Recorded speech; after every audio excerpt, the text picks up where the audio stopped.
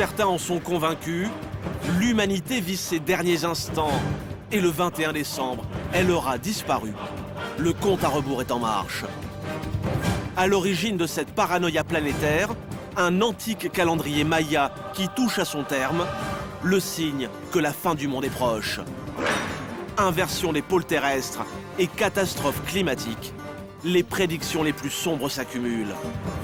Alors partout dans le monde, des hommes et femmes sont prêts à tout pour survivre. Faites des stages. C'est ça. Oui, ben nous aussi. Des stages de fin du monde qui font la richesse de leurs organisateurs.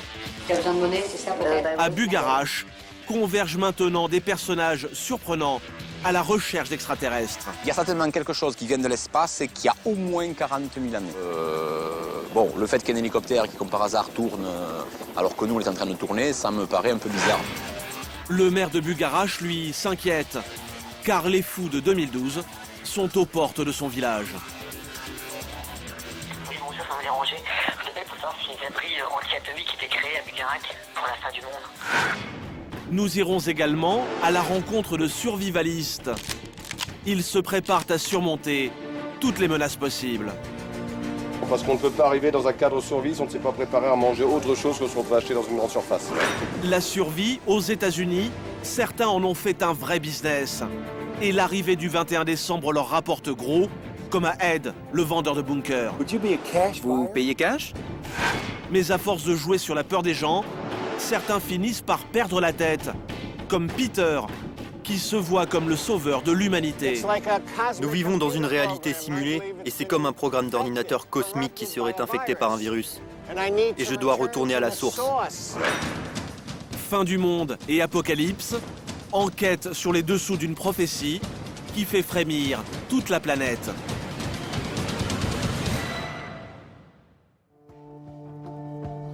Dans le sud de la France, Bugarach dans l'Aude, 200 habitants. Un petit village dont la réputation a fait le tour du monde. Car certains en sont convaincus, pour échapper à l'apocalypse, c'est ici qu'il faudrait se réfugier. Car le pic qui surplombe le village dissimulerait un grand mystère, bien connu des habitants de Bugarach, comme Danielle, la restauratrice du village. Mais les bruits qui courent sur le pic de Bugarach, c'est donc un site d'atterrissage pour les ovnis, un site de construction d'ovnis. Ça fait depuis 1 an et demi, donc la rumeur a couru. Et puis bon, avec Internet, forcément, ça fait le tour de la planète très très vite. Comme quoi Bugarach serait un des seuls endroits sauvés lors de la énième fin du monde le 21 décembre. Des vaisseaux extraterrestres qui seraient là pour sauver une poignée d'élus. Alors forcément, Bugarach attire maintenant de bien curieux touristes. Au village, ils se font discrets. Alors pour tenter de les rencontrer, il faut s'aventurer au pied du pic, où nous rencontrons Alain, un randonneur qui nous confie faire de drôles de rencontres lors de ses balades en montagne. Donc là-haut, on rencontre énormément de monde qui se répartissent en 2 groupes, je pense. Bon, les randonneurs comme moi, et puis d'autres gens qui sont à la recherche de je ne sais quelle sensation, des gens pieds nus, des gens qui campent là-haut, des gens qui sont déjà dans une sorte de méditation. Et ce jour-là, Alain va de nouveau faire connaissance avec un étrange visiteur, un peu perdu au pied de Bugarach. Je comprends pas trop pour accéder où. Là, pas loin, en fait, il y a une grotte qui traîne dans le coin. Un jeune homme, lui aussi attiré par les mystères de Bugarach. Il y a quelque chose de particulier. Après, moi, mon domaine concerne l'ufologie. Un passionné de vie extraterrestre et de théorie du complot. Mais de secrets gouvernementaux, des choses à cacher, ici, il y a des choses qui sont particulières et qu'il est grand temps que les secrets soient dévoilés, quoi. Honnêtement, ce qui me concerne, c'est les secrets gouvernementaux, moi. C'est ça qui me concerne. Alain a maintenant l'habitude de ce genre de discours. Voilà, bon, écoutez. Car le Bugarach et ses grottes sont devenus un lieu de rendez-vous incontournable pour les amateurs d'ovnis et de fin du monde. Il y aurait ici, caché dans la région, le fabuleux trésor des Templiers, les corps du Christ et de Marie-Madeleine, et surtout, les restes d'une civilisation extraterrestre. Jean-Michel est sincèrement convaincu que tout cela est vrai, et selon lui, le pic de Bugarach est la clé de tous ces mystères. Voilà pourquoi certains pensent que la montagne sera épargnée par l'apocalypse. Pour vous, qu'est-ce qu'il y a ici, sous la montagne? Alors, il y a probablement de grandes grottes sous la montagne qui abritent des objets qui viennent de l'espace, peut-être même des personnes endormies ou mortes.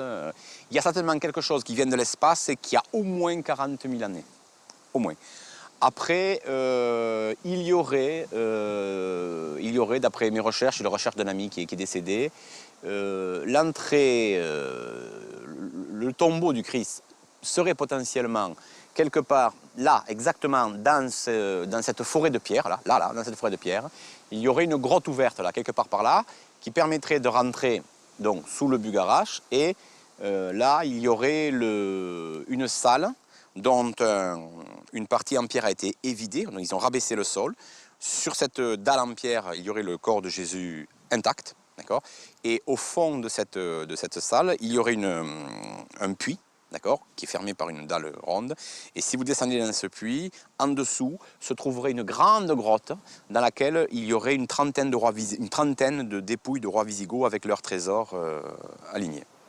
Et Jean-Michel est persuadé que ce secret est connu au plus haut niveau de l'État. S'il y a une convergence de gens et si les gens... Alors ça c'est courant, hein. Des hélicoptères qui survolent, on va dire, le coin curieusement, c'est régulier, hein.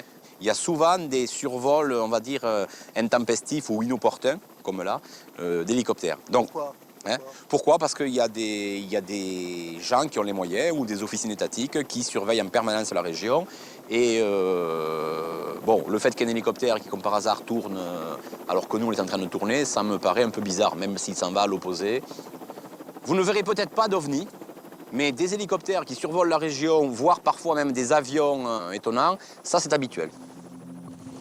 Depuis 30 ans, ce Parisien, cadre dans la fonction publique, consacre tout son temps libre à fouiller la région. Il le fait avec un ami qui a souhaité garder l'anonymat. Nous l'appellerons Dominique. Pour ces deux hommes, le pic de Bugarache est un lieu sacré où se sont croisées toutes les civilisations. On cherche l'entrée d'un temple très ancien d'origine égyptienne dans lequel il pourrait y avoir des restes ou même un tombeau concernant la déesse Isis et gardé par le dieu Bès. Et c'est pour ça que la vallée s'appelle Bésis. Donc, Bès et Isis. L'entrée du temple serait à l'intérieur de cette grotte. Et si Jean-Michel est convaincu que des dieux égyptiens sont cachés là, c'est parce que c'est son ami qui lui a indiqué l'emplacement. Et il est bien placé pour le savoir. Je suis le descendant d'un certain Osiris. Vous êtes intimement persuadé d'être le descendant d'un dieu égyptien. Je ne vous parle pas d'un dieu. On en a fait un dieu. Je parle d'un grand ancien. Un ancêtre d'une espèce qui a précédé la nôtre, mais qui a intervenu génétiquement pour la créer, notre espèce. C'est ça dont je veux parler. Et vous en êtes un de ses descendants? Ah oui. Pour nous faire comprendre à quoi peut ressembler ce temple, Dominique et Jean-Michel nous amènent dans une autre grotte, située un peu plus haut sur le pic. Un endroit impressionnant qu'ils ont surnommé la cathédrale.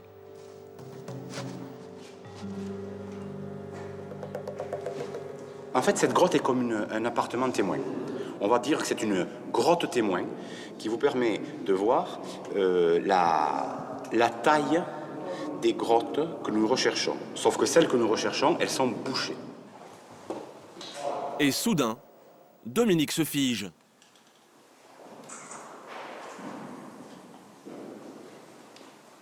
Qu'est-ce qui se passe? On est accueillis. Ben, j'ai reçu quelque chose qui est télépathique. On est accueillis, il faut respecter les lieux. Et on est donc effectivement autorisé à faire partager à vos spectateurs ce bel endroit. Vous savez qui vous parle? Ah, j'en ai aucune idée. Bon, en fait, je suis honnête avec vous, j'ai une petite idée de la chose. Je pense qu'on a affaire à des entités qui sont quelque part liées à une planète de notre système qui s'appelle Vénus. Donc il y a des habitants de Vénus qui vous parlent. Des entités, je ne vous parle pas d'habitants. C'est quoi une entité? Des esprits, quelque chose qui est lié à Vénus ici. En 30 ans de recherche, les deux compères n'ont jamais rien trouvé. Le pic de Bugarache fascine, mais certains commencent à ne plus supporter que leur village soit sous les feux des projecteurs. C'est le cas de Jean-Pierre Delors, le maire de Bugarache, qui n'en peut plus de ces touristes du paranormal. Et il n'attend plus qu'une chose, que la date fatidique soit enfin derrière lui. Le 21 décembre passera et ensuite nous reviendrons les pieds sur terre pour apprécier la beauté de notre site. Mais en attendant, Jean-Pierre Delors doit composer avec des demandes très particulières. Je vais vous mettre le répondeur. Des individus persuadés qu'à Bugarache, ils échapperont à la destruction de la planète. Oui, bonjour, ça me déranger. Je vous appelle pour savoir si les abris anti-atomiques étaient créés à Bugarache pour la fin du monde. Je vous rappellerai demain. Merci. Mercredi 14 novembre. Ouais, la mairie de Bugarache. Bon, j'ai vu que les planètes étaient en train de s'aligner, là. J'aurais voulu savoir quand est-ce que le grand vaisseau était prévu, fini de construire, là, pour qu'on puisse s'en aller avant le cataclysme, là. Bon, allez, à bientôt. Jean-Pierre Delors prend ses appels très au sérieux, car il redoute que très bientôt, son village soit pris d'assaut par les illuminés de la fin du monde. S'il y avait des centaines de personnes qui viendraient ici au village, on se retrouverait, nous, habitants, un peu submergés. Des craintes partagées par les pouvoirs publics qui ont dû mettre en place un dispositif spécial fin du monde. À 40 km de là, à Carcassonne, l'effet Bugarache est suivi au quotidien. Éric Freslinard, le préfet de l'Aude, est le représentant de l'État dans le département. Et ce qu'il redoute, c'est un mouvement de foule incontrôlable le 21 décembre prochain.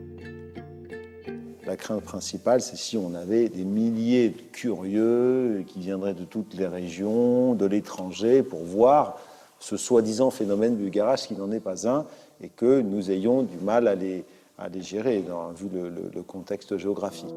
Alors 48 heures avant le grand jour du 21 décembre, Éric Freslinard fera du Bugarache une zone interdite. Voilà, donc on a la montagne ici de Bugarache qui sera interdite aux randonneurs. Tout autour, une centaine de gendarmes se tiendra prêts à intervenir en cas de coup dur.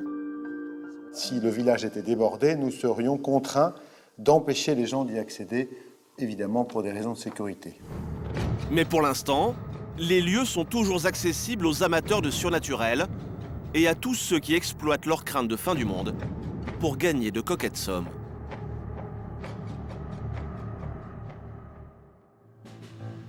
À Bugarache, pour découvrir les dessous du business de l'apocalypse, nous nous sommes rendus incognito à un stage de préparation à la fin du monde. Parce que vous faites le stage. C'est ça. Oui, ben nous aussi. 8 personnes sont inscrites, attirées par la magie qui se dégagerait des lieux. Et pendant une semaine, cet homme au t-shirt rouge sera notre guide. Mais avant d'être initié au grand secret de Bugarache, il faut s'acquitter de formalités bien terre à terre. 500 € par stagiaire. Ok, alors, tu as besoin de monnaie, c'est ça peut-être Cela fait au total 5 000 € dans la poche de Serge, qui organise ce genre de stage dans toute la France. C'est une espèce d'évidence et de réalité. Il y a des énergies extraterrestres et intraterrestres assez puissantes ici, puisque les gens qui habitent ici savent que régulièrement il y a des phénomènes très très liés à des déplacements extraterrestres qui se passent, et en particulier le Bugarache est un endroit très connu pour ça. Autour de Serge, un public tout acquis à ces théories excentriques. Des enseignants, commerçants ou retraités à la recherche de surnaturel. Je suis très intéressé par tout ce qui est les fréquences vibratoires, l'univers des vibrations, les thérapies quantiques, enfin, tout ce qui est justement non enseigné par la médecine actuelle. Ils vont passer toute une semaine ensemble à Bugarache Et ce stage s'annonce plein de surprises. Dès le premier jour, nous partons à la recherche des êtres mystérieux qui peupleraient les lieux. Et pour cela, il y a des règles strictes à observer. Ce que je vais vous proposer, c'est juste de prendre conscience de votre respiration et de rester avec vous-même, c'est-à-dire de ne pas parler. Nous marchons donc en silence dans la nature, quand un filet d'eau tire la troupe de son mutisme. Et avouez que c'est pas commun, regardez cette eau irisée. C'est merveilleux, je ne sais pas ce que c'est, je ne sais pas à quoi ça correspond, mais ça sort vraiment du commun. Mais si c'est une huile naturelle. Une source miraculeuse, ou peut-être une simple flaque d'huile de vidange. Mais pour nos stagiaires, pas de doute, cet endroit est bel et bien magique. Cette espèce de paix qui arrive, comme ça je trouve que là il y a une énergie de paix. Une énergie dont nos stagiaires doivent faire le plein dès que l'occasion se présente. Et ce plan d'eau semble être tout indiqué. Selon le maître de stage, ces méditations improvisées seraient un bon moyen de nous préparer à de dramatiques événements. Si effectivement il y a un événement majeur qui se passe sur la Terre, genre que les 3/4 de la Terre disparaît et qu'on fait partie du quart qui reste, on sait rien, bon, ça peut arriver. C'est sûr que plus on va être préparé, c'est-à-dire plus on va avoir fait le travail sur nous, plus on va s'être libéré de nos peurs et plus on va pouvoir prendre ça de manière très zen. Si on n'est paniqué tout ça, on sera emporté en un quart de rien de temps, tu vois. Et si nous voulons faire partie des survivants, nous devrions nous rapprocher de la nature au plus vite. Car dans 3 jours, Serge a prévu de nous présenter les êtres surnaturels qui peuplent Bugarache. Dans le nord de la France, près de Lille, cet homme, lui, est déjà prêt à affronter les situations les plus extrêmes. Claude est surveillant dans un centre pour jeunes adultes. Et ce n'est pas le 21 décembre 2012 qu'il redoute, mais un autre type de menace qu'il juge imminente. Préparé à quoi? Ça peut être diverses choses, ça peut être des catastrophes climatiques, des mouvements sociaux importants et violents, ça peut être une guerre civile, ça peut être un 4e ou un 3e conflit mondial. Voilà, on se prépare à ça en fait. Un effondrement de nos sociétés, suivi d'un grand chaos. Alors chez lui, il a tout prévu pour tenir le choc, à commencer par ce stock de nourriture.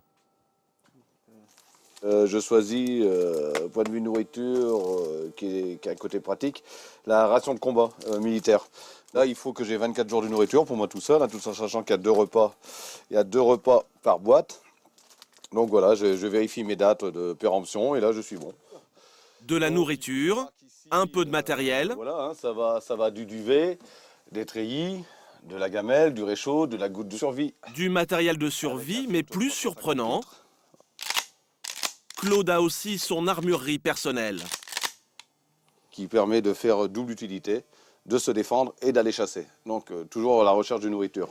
Un fusil à pompe et un autre de sniper. Voilà, avec ça, vous descendez un sanglier à 150 ou 200 mètres. Hein. Et en cas de vraiment de guerre civile ou autre, mais en souhaitant que ça n'arrive jamais, ça me permettrait de saturer une zone. C'est-à-dire là, à 200 mètres, j'interdirais tout accès à quiconque. Des armes qu'il nous dit détenir en toute légalité. Et si Claude devait tout de même fuir de chez lui, là encore, il a tout prévu.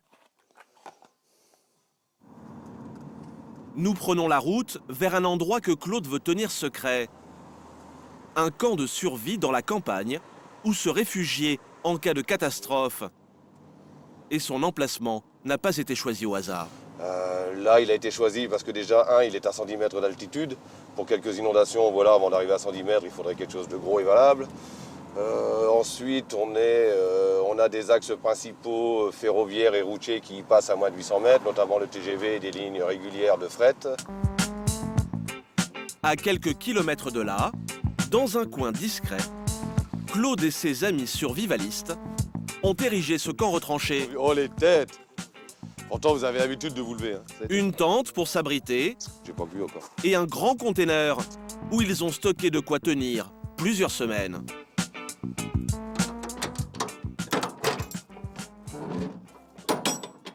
On y a enfermé l'outillage dont nous avons besoin.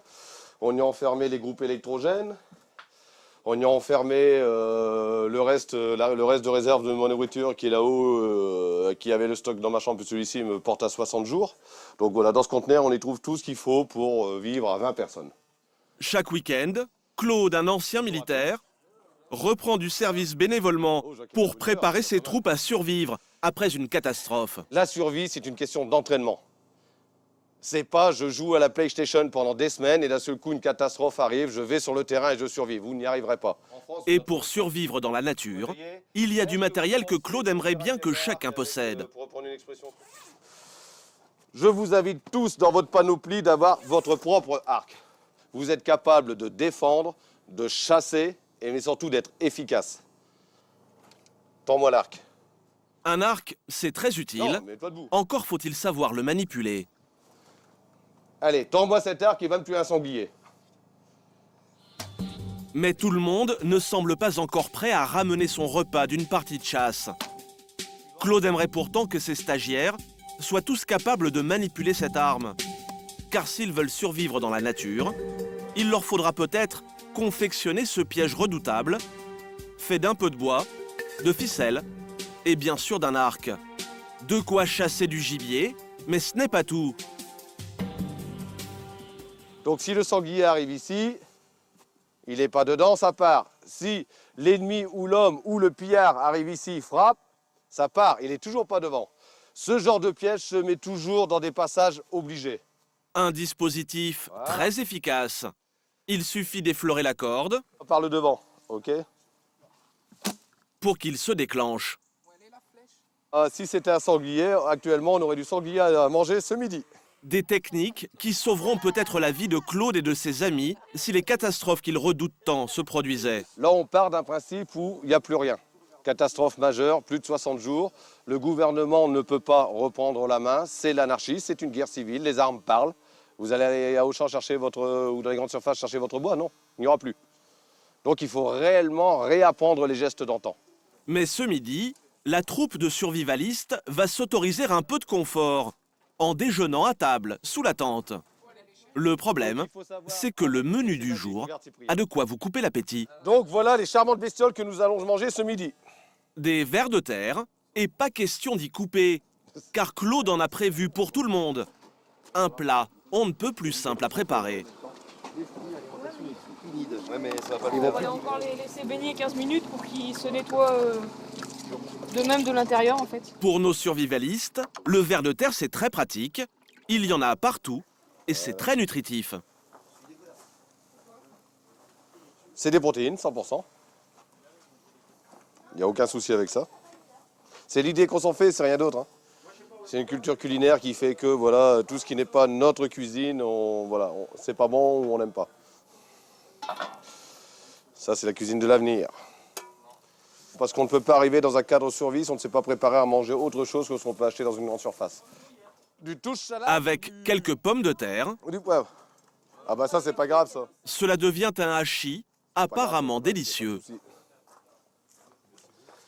Pour Claude et ses amis, cela n'a rien d'un jeu. C'est un entraînement très sérieux pour des périodes bien plus sombres. Oui, pardon. Ça servira, on est persuadé que ça va servir. Quand, on ne sait pas, on verra bien. On n'est pas à l'abri d'une catastrophe naturelle. L'histoire de cette planète nous prouve volcan, guerre civile, ne serait-ce qu'on prend l'actualité maintenant, ce qui se passe en Syrie et autres. Voilà quoi, je veux dire, on n'est pas à l'abri de rien. Alors Claude a tout prévu, même les situations les plus improbables. Ce sont les équipements de survie des sous-mariniers qui leur permettent de rester 2 heures enfermés dans une cale inondée et puis d'être secourus. En cas d'inondation dans le nord, Claude tient à ce que son groupe soit bien entraîné. Donc j'ai expliqué, rapprochez-vous tous, le but de cet exercice aujourd'hui c'est d'appréhender la respiration qui est un peu particulière. Alors un par un, ils vont devoir tester cet appareillage de plongée. En monde normal, vous allez prendre un pavé, allez vous asseoir au fond de l'eau et y rester 5 minutes. Être capable d'affronter seul tous les dangers, c'est le pari de ce petit groupe qui, chaque semaine, s'entraîne dans la campagne du Nord. Mais si les survivalistes gardent les 2 pieds sur terre, à Bugarache, certains ont plus que jamais la tête dans les étoiles.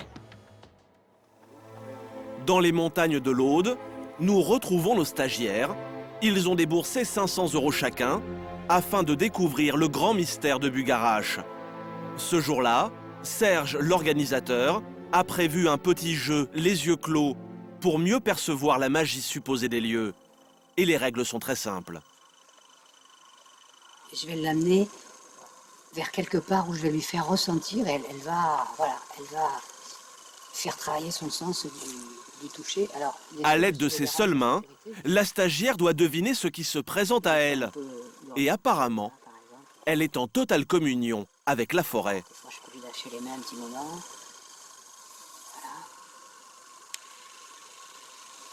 Voilà. Ça, c'est étonnant. L'élève a reconnu l'arbre, rien qu'en le touchant. L'enseignement de Serge semble porter ses fruits. Puis c'est au tour du reste du groupe de se frotter à cet exercice de haute volée. Si Serge tient absolument à ces exercices, c'est qu'il est convaincu que quelques semaines plus tard, ses élèves devront faire face à de grands changements. Astrologiquement, au 21 décembre 2012, la Terre elle est complètement dans le prolongement du grand soleil de notre galaxie. Et, alors que d'habitude, il y a toujours des planètes, des étoiles entre, etc. Et donc on est arrosé d'une énergie super puissante.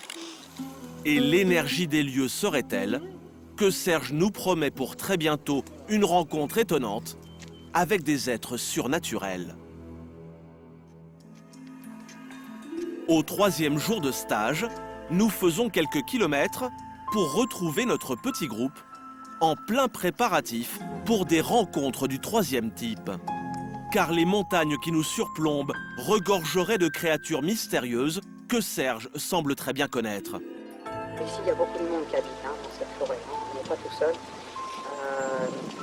Il y a beaucoup d'élémentaux. Des élémentaux, c'est les fées, les lutins, de petites fées partout. Et pour Luc, pas question d'en rire. Il n'y a rien de plus sérieux. Et voilà, c'est merveilleux parce que les enfants, ils voient les fées, ils jouent avec les fées. C'est pas des conneries, quoi. Je veux dire, c'est de la réalité, quoi. Nous voilà donc partis à la chasse aux fées. Pour les débusquer, rien de plus simple. Notre spécialiste connaîtrait l'endroit idéal. S'il y a une fée dans cet arbre, ne m'en demandez pas plus. Je sais qu'il y a une fée dans cet arbre. Voilà, parce que je la sens. Pour que la créature de légende daigne se montrer, il faut maintenant lui rendre hommage. On fera peut-être un petit hôtel ici, ça serait sympa. Qu'est-ce que vous en pensez qu'on fasse un petit hôtel? On va enlever les vieilles feuilles. Reste à cueillir quelques plantes, mais attention, Serge tient à ce que ses troupes y mettent les formes. On demande à une plante, à une fleur, si elle veut bien qu'on la ramasse. D'accord? Si c'est pas le cas, je veux dire, on la remercie pour son sacrifice. Voilà, hein, d'accord, on la remercie. L'attrape-fée est en place, il n'y a plus qu'à patienter. Mais après de longues minutes, toujours rien à voir, et ce n'est vraiment pas de chance, car un autre groupe, lui, en aurait aperçu. Et la première année où je suis venue ici, c'est passé quelque chose d'assez extraordinaire, c'est que on a senti cette fée, et il y a un des stagiaires qui a eu cette intuition de prendre une photo. Il a pris une photo.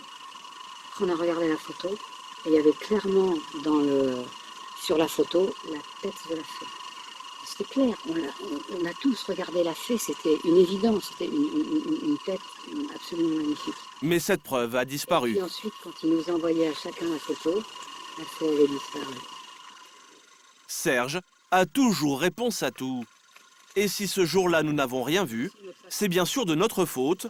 Nous serions bien trop bruyants. Tout à l'heure, j'ai rien ressenti. Tous les ans, je ressens des... Voilà, lutins, fées, tout ça. Je dis pas que c'est vous, je sais qu'en 2012, il y a plein de gens, n'importe qui viennent, qui font n'importe quoi. Donc c'est pour ça que cette balade, je vous demande qu'elle soit entre autres silencieuse et sacrée. Les stagiaires se contentent de cette explication. Ils boivent les paroles de Serge. Mais s'ils ont déboursé 500 € chacun, ce n'est pas tant pour les fées et les lutins. Ce qu'ils sont venus vivre ici, c'est l'ascension du mont Bugarache, où leur sera peut-être révélé le grand mystère de la fin du monde.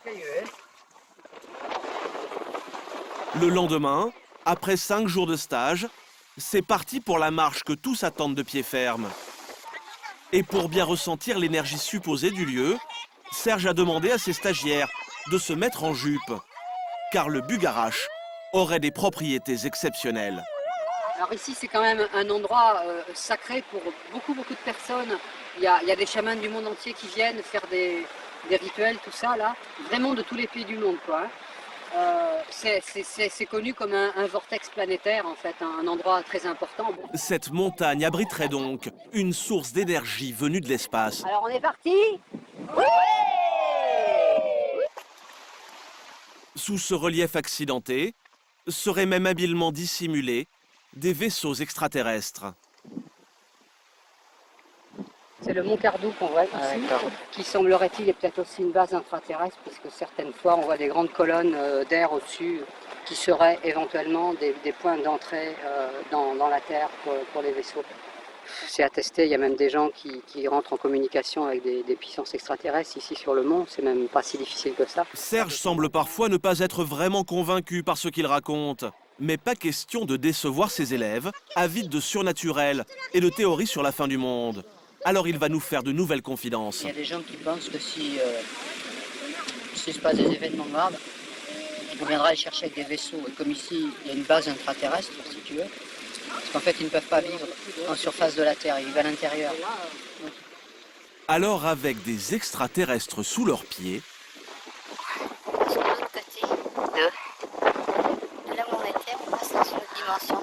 pas question pour ces stagiaires de s'aventurer dans le coin sans quelques précautions. Un changement au niveau vibratoire sur lequel il va falloir s'aligner. C'est comme l'électricité.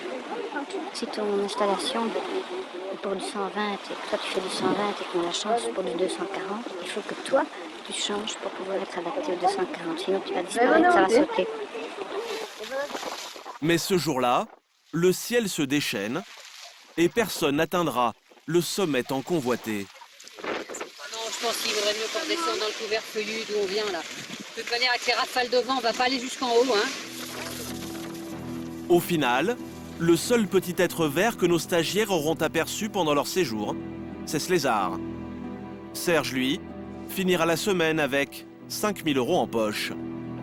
Mais au petit jeu de la fin du monde, certains parviennent à gagner bien plus d'argent, des professionnels de l'apocalypse qui transforment la peur en des montagnes de billets. Aux États-Unis, pays très religieux, la peur du jugement dernier fait partie de la culture populaire. Alors en ce moment, le business de la fin du monde peut rapporter de petites fortunes. Et à ce jeu, Jim Bakker fait figure de champion. C'est un moment important. Dieu nous parle. Jim Bakker, un télévangéliste sulfureux, condamné il y a 20 ans pour escroquerie, et qui mélange sans complexe religion et téléachat. Sa recette pour gagner de l'argent, faire peur à ses ouailles. Ces dernières années, les catastrophes sont de plus en plus fréquentes. Pensez à Katrina, pensez à Haïti, pensez à l'Indonésie. Le grand tremblement de terre n'est pas encore arrivé. De bien plus terribles se préparent.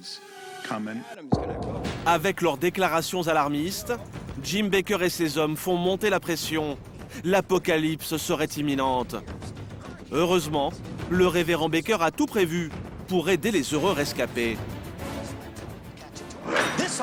Cette offre contient 8 seaux de nourriture, l'équivalent de 2200 repas, de quoi nourrir 2 personnes pendant un an. Un kit très pratique pour survivre après la fin du monde.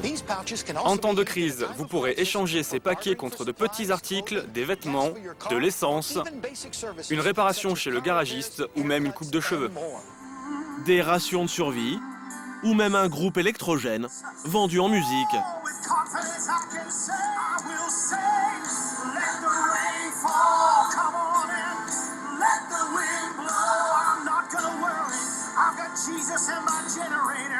Business et religion, un cocktail détonnant et qui fait vendre. Appelez maintenant. Soyez prêts. Pour gagner de l'argent avec 2012, le révérend Bakker ne fait pas dans la dentelle. D'autres vendeurs, eux, préfèrent rester plus discrets et propose des articles encore plus surprenants. Pour rencontrer l'un de ces businessmen de la peur, il faut s'enfoncer dans les grandes plaines au cœur du Kansas. Car c'est au milieu de nulle part qu'a choisi de se cacher Ed Pendon pour affronter les cataclysmes qu'il redoute depuis des années. Malgré ses airs babacool, Ed Pendon est un vendeur hors pair. Car cet Américain de 50 ans est un redoutable homme d'affaires qui transforme les craintes d'apocalypse en billets verts. Nous vendons un type d'immobilier très particulier. On vend des structures enterrées. On a déjà réalisé 54 ventes de bunkers et on vit dedans, bien sûr. Depuis près de 30 ans, c'est sur cette base militaire désaffectée qu'Ed et son épouse ont élu domicile. Là où, durant la guerre froide, l'armée américaine stockait ses missiles nucléaires, ils se sont construits un terrier bien douillet où ils se sentent à l'abri. C'est notre réserve de bois. On le brûle pour se chauffer l'hiver. Et on en a presque assez pour l'hiver prochain. Cette base souterraine, Suivez-moi. L'endroit rêvé pour tous ceux qui redoutent qu'un jour, le ciel leur tombe sur la tête. Car au bout de ce tunnel, Ed dispose d'une cachette ultra sécurisée où il attend de pied ferme la fin des temps. Au-dessus de nos têtes, il y a ça de béton. Un demi-mètre, comme dans les murs d'ailleurs. Et 1 mètre de terre au-dessus de tout ça. Ed a donc choisi d'affronter une éventuelle apocalypse, là où elle aurait pu se déclencher il y a une trentaine d'années, pendant la guerre froide. Ça, c'est le panneau de contrôle des lancements. Ça ressemblait à ça au début des années 60. Malheureusement, les gros boutons pour lancer les missiles ont été enlevés avant qu'on arrive. Mais il n'y en avait que 2, disons pour Moscou et Saint-Pétersbourg. Pour s'offrir un tel endroit, Ed Pendon n'a même pas eu besoin de casser sa tirelire. L'armée américaine a tout bradé quand ses bases sont devenues obsolètes. Rien que la structure a coûté aux contribuables 3 300 000 $ en 1960. Nous, on l'a eu pour 40 000 $ en 1983. On se dit qu'on pourrait en tirer une belle somme aujourd'hui. Revendre des bunkers comme le sien et au prix fort, un métier qui rapporte maintenant gros à Ed Pendon. Et ce matin, il va peut-être à nouveau gagner quelques dizaines de milliers de dollars, car c'est un acheteur potentiel qui cherche à le joindre. Vous payez cash? Ed a le sourire, c'est bien un client. Ah, c'est une bonne nouvelle. En même temps, ce n'est pas moi qui décide. Ce n'est pas moi qui vends. Je suis juste l'intermédiaire. Ed Pendon se frotte les mains. Depuis plusieurs mois, son téléphone n'arrête pas de sonner. Car plus le 21 décembre se rapproche, et plus la panique semble gagner du terrain. La fin du monde, c'est très bon pour le business. Je pense que 2012 a fait ressurgir beaucoup de craintes. Vous avez toutes ces prophéties mayas. Et puis à la télé, on n'arrête pas de parler de tous ces phénomènes, de tous ces désastres qui pourraient se produire. Comme cette planète qui rentrerait dans notre système solaire pour y causer pas mal de dégâts. Ça rend les gens nerveux. Ils s'imaginent plein de choses. Et le 22 décembre, ses clients réaliseront peut-être que c'est en vain qu'ils ont dépensé une petite fortune. Le problème, c'est que certains risquent de perdre bien plus que de l'argent, car c'est carrément leur vie qu'ils s'apprêtent à jouer le 21 décembre prochain.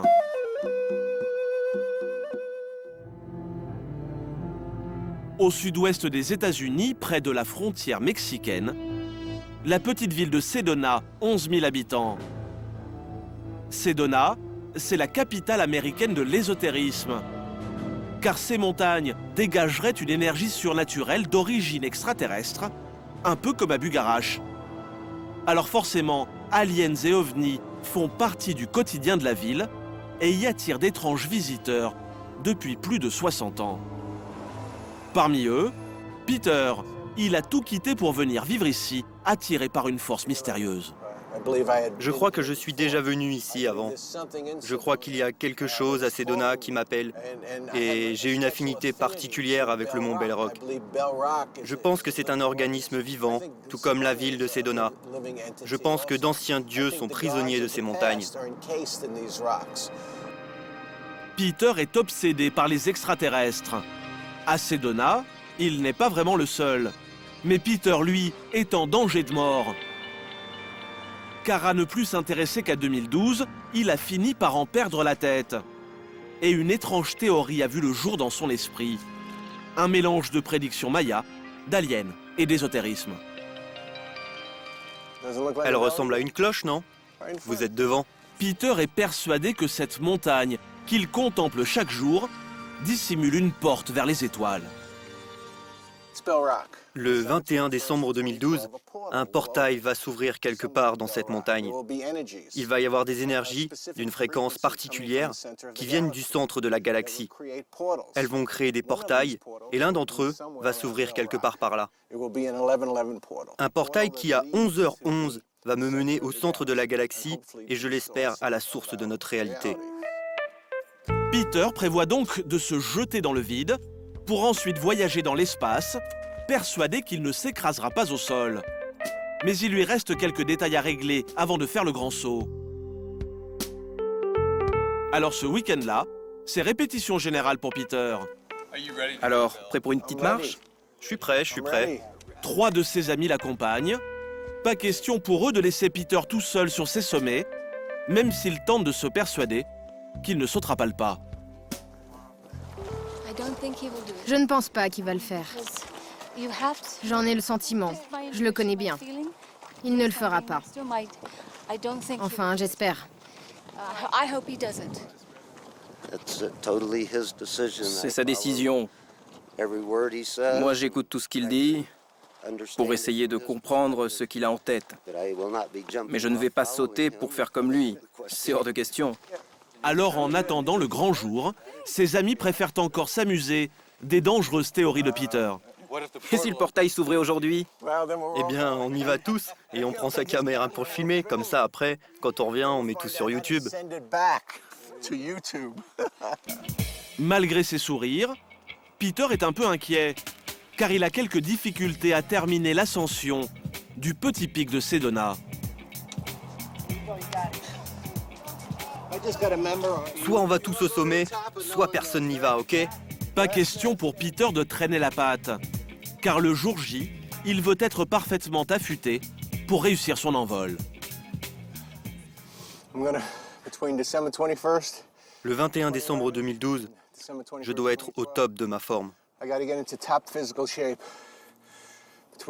Alors je dois grimper au moins 2 fois par semaine maintenant, peut-être 3, pour être en forme physiquement, psychologiquement et émotionnellement.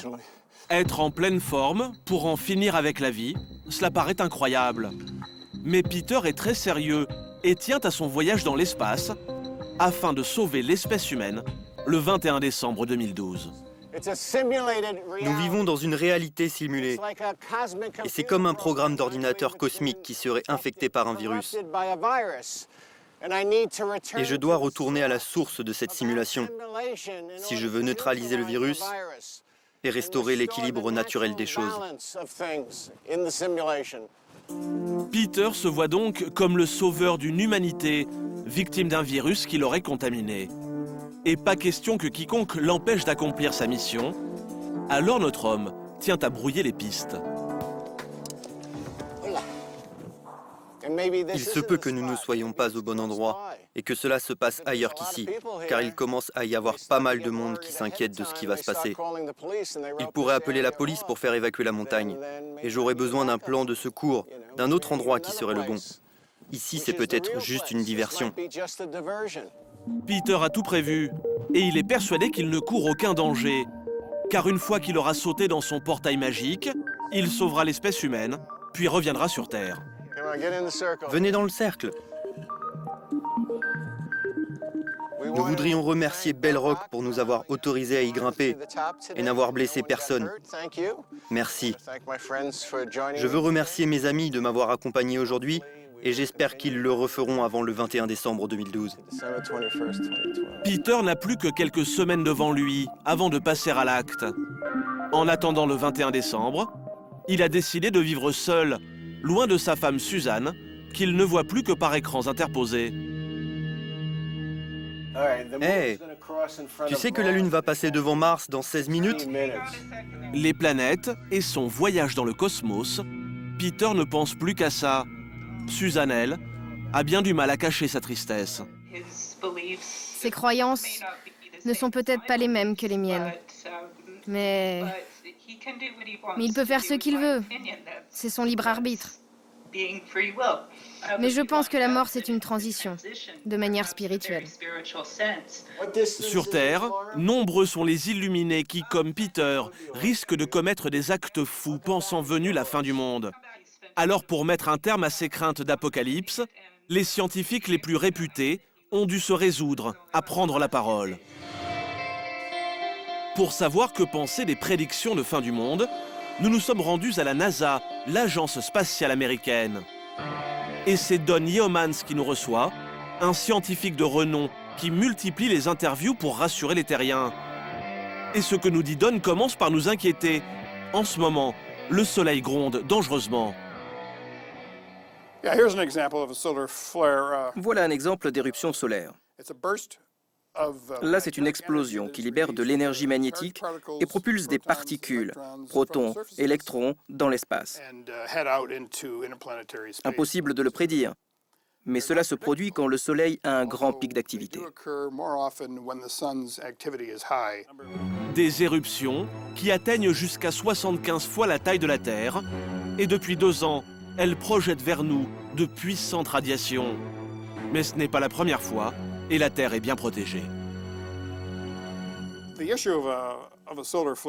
Ces éruptions sont un faux problème. Elles arrivent tout le temps.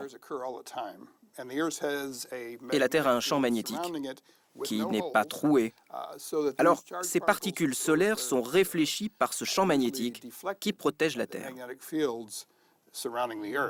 Et ce qui agace le plus notre scientifique, c'est cette histoire de calendrier Maya, dont le terme annoncerait la fin des temps.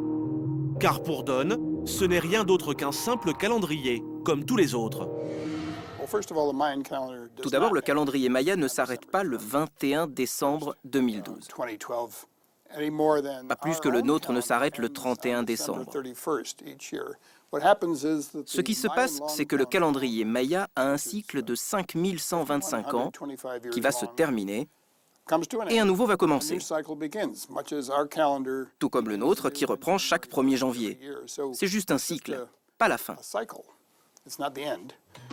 Mais Don a beau se démener pour rassurer les populations, les craintes de fin du monde restent vives. Pour les Pro 2012, c'est maintenant l'heure des derniers préparatifs. Dans quelques semaines, ils vivront le grand frisson du 21 décembre. Le compte à rebours poursuit sa course.